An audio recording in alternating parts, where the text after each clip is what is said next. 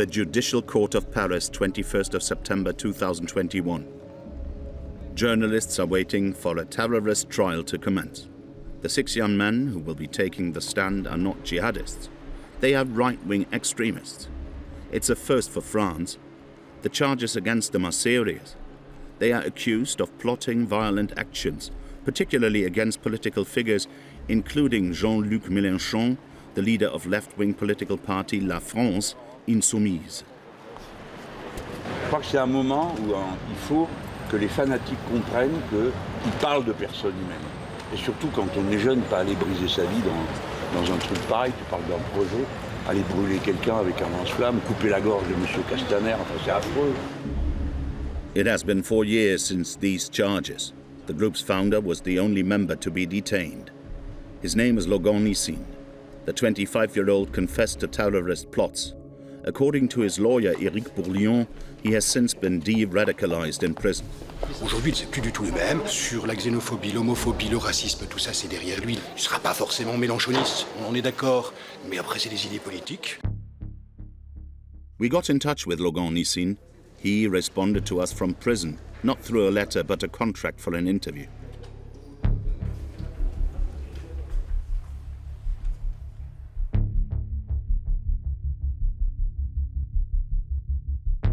The contract stipulated that in the case of non-compliance, we must pay him 50,000 euros.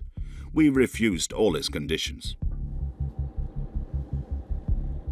We decided to dig more into Logan Nisin's past by heading to the southeast of France, where he grew up. On the conditions of anonymity, his mother explains the gradual radicalization of her son. Nous avons habité ici jusqu'en 2017, jusqu'au moment où Logan s'est fait interpeller. A middle-class child educated at his local public school, he began to defend nationalist ideology from early adolescence. Un jour, il m'avait dit « Maman, est-ce que je peux aller faire un camp avec des copains ?» Donc moi, j'avais dit « Ben oui ». Une fois qu'il avait des copains, qu'il allait partir, il était jeune. Et c'est là qu'un monsieur est venu pour me dire « Écoutez, c'est moi qui vais encadrer ce camp. Voilà, vous inquiétez pas. » Je l'ai su après que c'était le monsieur qui s'occupait des jeunesses nationalistes. Logan était devenu le bon patriote, plein d'idées. Après, il n'y avait pas de violence, c'était des idées politiques, comme d'autres non. Moi, quand j'étais jeune, j'étais du côté baba cool. Lui, il était du côté plutôt on va refaire la France. And to make France great again, Nisin wanted to take action. He tried to acquire weapons. We found his interactions on one of the most dangerous and active neo-Nazi websites in the world, under the handle French Soldier. The forum has a swastika on its logo. Nisin wrote these messages to a certain Moon Lord.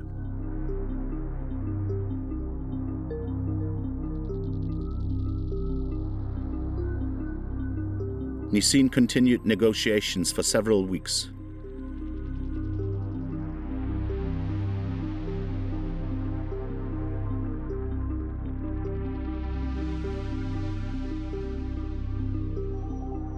Nisin posted one last message on the 24th of June 2017.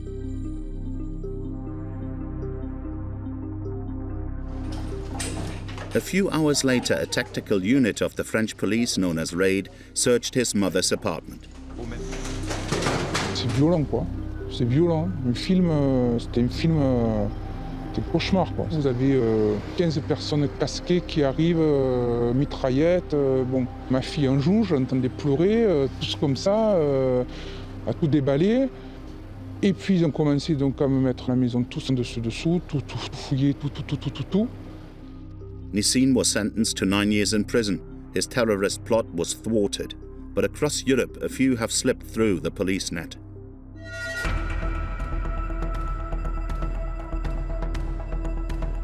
Un drame en plein Paris au petit matin. L'ex-rugbyman argentin Federico Aramburu est mort, abattu dans un bar de nuit du quartier latin.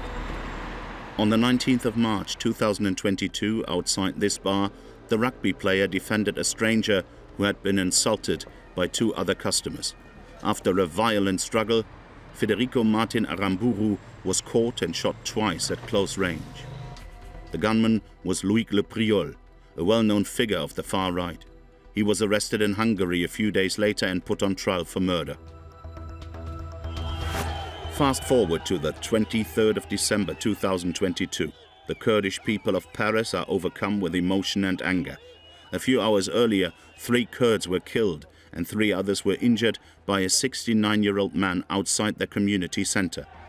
The alleged perpetrator was arrested nearby under purportedly racist motivations.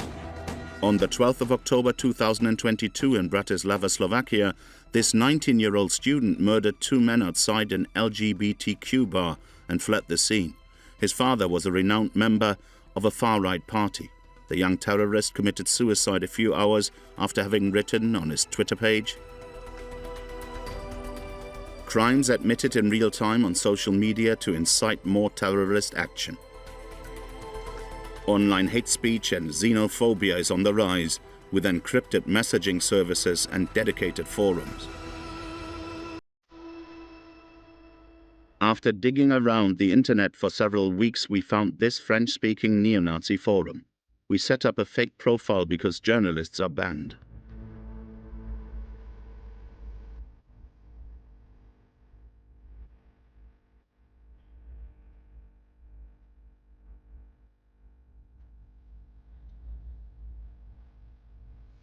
Our first shock was the sheer number of users, 3,600 people and 300,000 posts. The 3,600 users communicate solely under pseudonyms and must respect this rule: never give out personal details.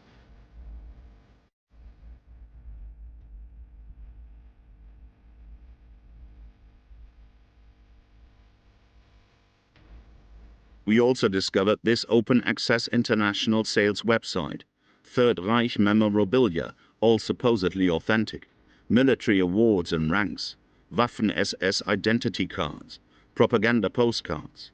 The total collection is priced at 44,000 euros. Under French law, this site is illegal. The penal code prohibits the public display of Nazi memorabilia, even on the internet. But all of these websites are hosted overseas, out of reach of the police.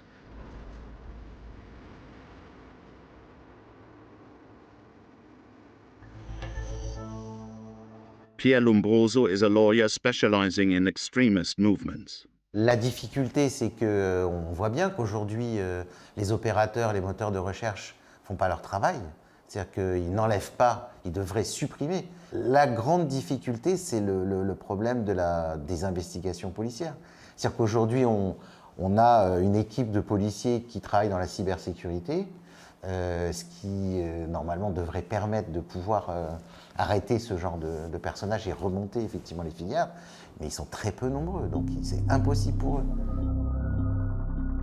In addition to Nazi memorabilia, we found these photos, by all accounts original and signed by officers from Adolf Hitler's army. We traced the origin of one of them. We have a meeting in the south of Germany. One of the men who signed these photos once served in the Waffen-SS. He's one of the only ones still alive. Bilder von mir.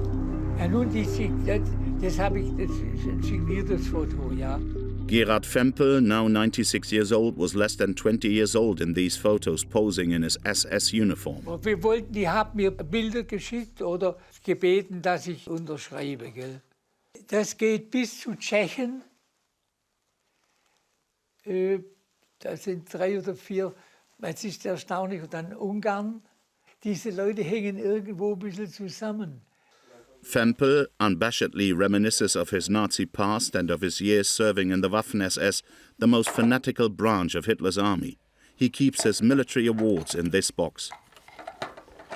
Überhaupt nicht gesprochen. Das ist das Zeichen der Waffen-SS, das man am linken Oberarm trug, das EK1.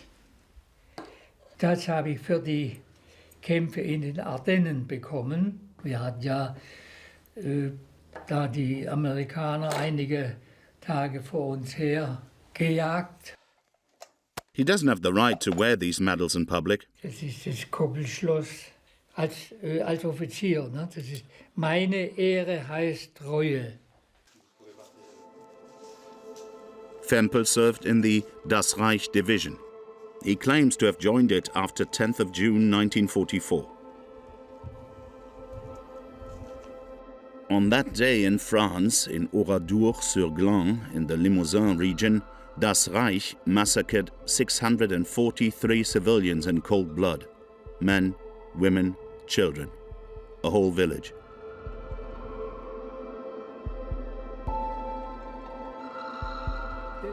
While on the subject of the Oradour massacre, Fempel brings out this Holocaust-denying book. It disputes all the crimes committed by his division, Das Reich. Out of respect for the victims and their memory, we will not be broadcasting its contents. These days, Fempel is pleased that he has fans among the young generation. Ich finde es positiv, wenn sich junge Menschen mit der Vergangenheit beschäftigen. Das ist der Grund eigentlich. Dass das so bei Umfang annimmt, das habe ich also auch nicht gedacht.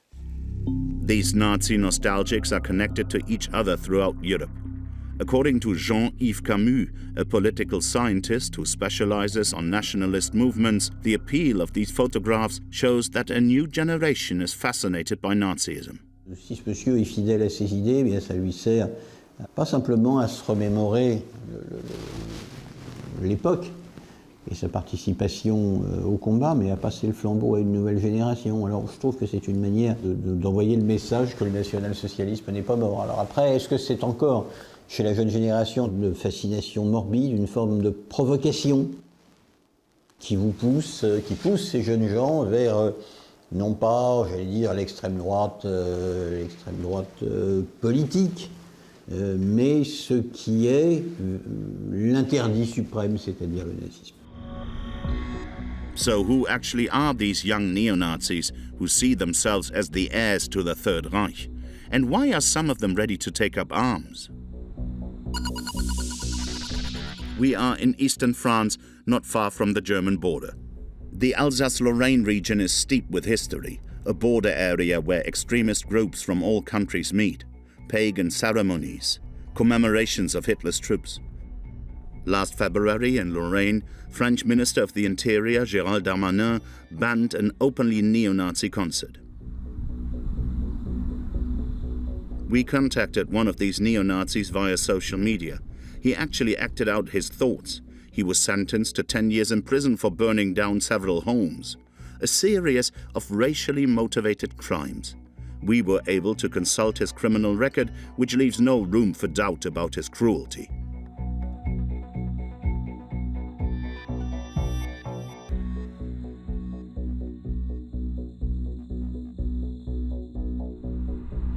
He's in his 40s. He has served his time and has agreed to speak to us, under one condition, that we don't go into the details of his criminal record and don't film outside of the meeting place.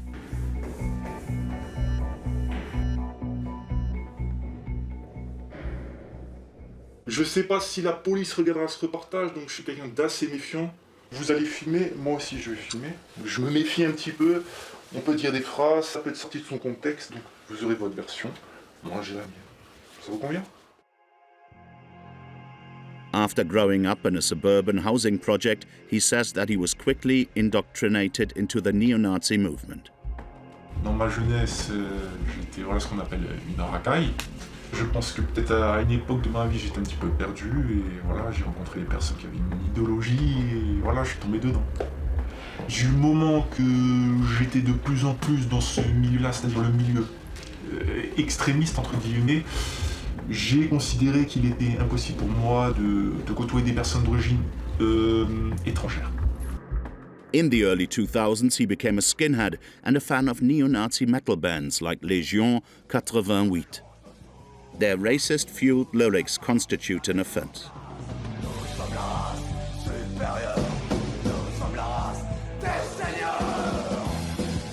His journey is one long drift towards violence, from the hatred of foreign and mixed-race people to going out and acting on his beliefs. Si maintenant vous êtes réellement engagé dans ce milieu-là, un jour ou l'autre, la classe prison, c'est obligatoire. Voilà, c'est comme faire le service militaire. Nothing changed behind bars. He even tried to radicalize some of his fellow inmates. Quand j'étais en prison, J'ai propagé mon idéologie. Peu de temps avant de sortir, j'étais vraiment assez prosélyte. Prosélyte, c'est le mot qu'on dit généralement pour les djihadistes. C'est ça, et alors?